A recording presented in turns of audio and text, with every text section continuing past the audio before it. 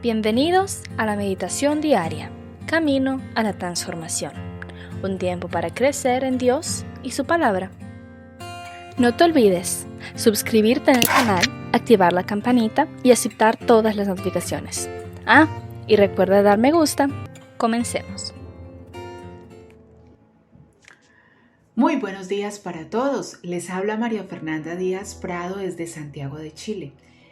Deseando que se encuentren bien y que tengan un hermoso día, que lo disfruten delante de Dios junto a sus familias y sus seres queridos. Sea la bendición de Dios con todos nosotros. Y en este día queremos compartir con ustedes un tema acerca de la fe y la integridad. Ustedes y yo nos movemos en una sociedad en donde el egoísmo prima y lleva a las personas a mover los límites a su conveniencia, en donde a lo malo llaman bueno y a lo bueno malo. Recordemos las palabras del profeta Isaías en el capítulo 55, versículo 20 y 23. Ay de los que a lo malo dicen bueno y a lo bueno malo, que hacen de la luz tinieblas y de las tinieblas luz, que ponen lo amargo por dulce y lo dulce por amargo, los que justifican al impío mediante cohecho y al justo quitan su derecho. Bueno, estas palabras del profeta Isaías son tan vigentes al día de hoy. Nuestra sociedad, así como la sociedad en que se movía el profeta Isaías, vivía esto, vivía corrupción. Y en medio de la corrupción, hablar de integridad es locura. Tal como lo decía el apóstol Pablo en 1 Corintios, capítulo 1, versículo 18, porque la palabra de la cruz es locura a los que se pierden, pero a los que se salvan, esto es a nosotros, es poder de Dios. Y para un hijo de Dios no debe ser locura el caminar en integridad. Si somos de aquellos que hemos entregado nuestro corazón al Señor Jesús y decimos que le creemos a Él, que le creemos a Dios y a su palabra, pues no debe ser locura el caminar en integridad. Acerca de la integridad encontramos que se asocia con honradez, ecuanimidad, honestidad, rectitud, decencia, dignidad, lealtad, entereza. Y lo opuesto a la integridad es la deshonestidad y la corrupción. Y qué bueno que podamos hacer ese checklist y podamos decir, soy honrado, soy honesto, soy recto en mi vivir, soy leal. Que no sea que al pasar ese checklist terminemos diciendo somos deshonestos y corruptos. Respecto a esto y preparando el tema, encontré un artículo de un psicólogo llamado Francisco Javier Díaz Jiménez que nos puede ayudar a entender mejor qué es la integridad. Les voy a leer una parte. Abro comillas. La integridad es un valor fundamental que se refiere a la honestidad y coherencia en las acciones de una persona. En otras palabras, se trata de actuar con rectitud y ética en todas las situaciones, incluso cuando nadie nos está observando. Lo malo es malo aunque todos lo hagan y lo bueno es bueno aunque nadie lo haga. ¿Pero por qué es importante la integridad? La respuesta es simple, porque es la base de cualquier relación humana, sea personal o profesional. Sin integridad no hay confianza ni respeto mutuo, lo que puede llevar a conflictos y malentendidos. Ser íntegro significa ser coherente entre lo que se dice y se hace, tener principios y valores sólidos y no transgredir en ellos por conveniencia. Es fácil decir que se es íntegro, pero demostrarlo en la práctica es otra cosa. Cierro comillas. Teniendo en cuenta lo anterior y a la luz de la Biblia, pues encontramos un ejemplo que Dios nos da acerca de la integridad a través de la vida de José, el hijo de Jacob y Raquel, que encontramos en el libro de Génesis en el Antiguo Testamento. En este día les invitamos a que hablemos un poco de José, acerca de su fe e integridad. En Génesis 39, versículo 2, encontramos las siguientes palabras: Mas Jehová estaba con José y fue varón próspero, y estaba en la casa de su amo egipcio. Dios estaba con José y lo prosperó. A pesar de las circunstancias difíciles que estaba viviendo, a lo mejor algo difícil de entender para nosotros.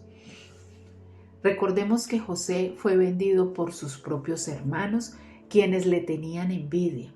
Esto lo encontramos en Génesis capítulo 38. José, de ser pastor de ovejas, fue llevado a ser esclavo para luego ser un reo, y de allí salió para ser gobernador, el segundo hombre más importante del mundo conocido de su época. ¿Qué tenía de especial este José? ¿Por qué Dios estaba con él? Bueno, pues sigamos ahondando para dar respuesta a estas preguntas.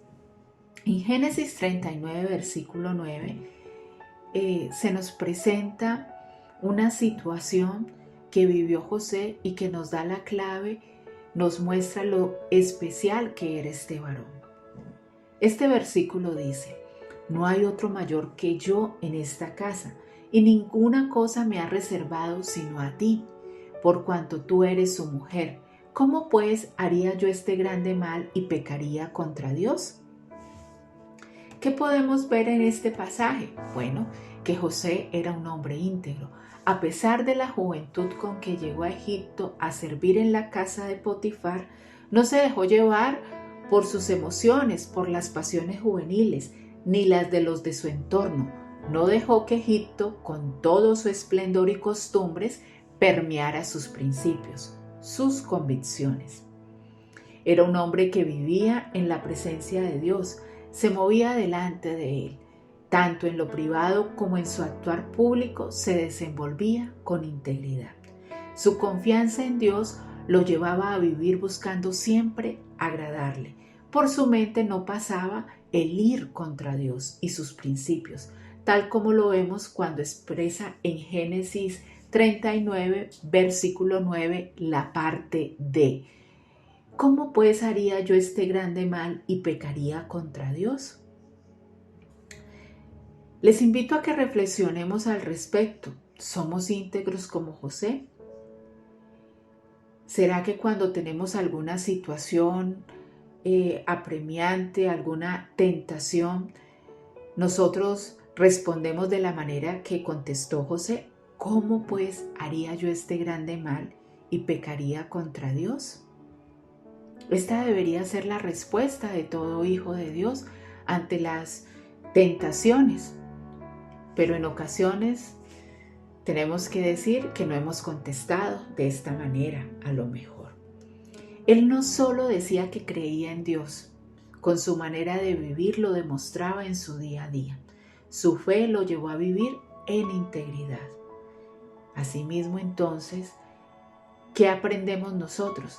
Que la fe que nosotros profesamos, que decimos tener en el Señor Jesucristo, en nuestro Padre Celestial, en el Espíritu Santo, pues no solamente es decirlo, es con nuestra manera de vivir, nuestro actuar, nuestras decisiones, que debemos demostrar esa fe.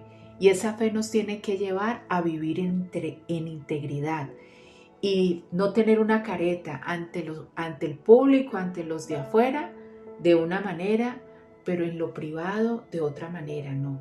Íntegro, tanto en lo público como en lo privado, tenemos un mismo actuar. Estamos siempre delante de Dios. En Génesis 50, versículos 19 al 20, encontramos: Y les respondió José: No temáis, ¿acaso estoy yo en lugar de Dios?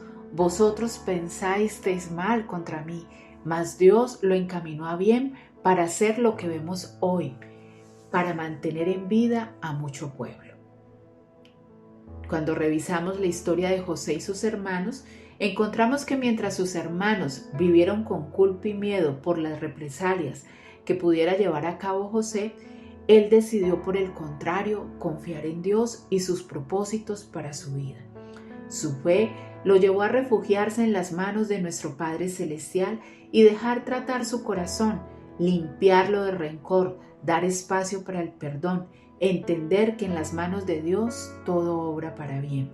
José se dispuso a vivir conforme a los propósitos de Dios, propósitos eternos, llevando una vida íntegra delante de Él, siendo de testimonio y bendición a Egipto, su familia y al mundo conocido de su época.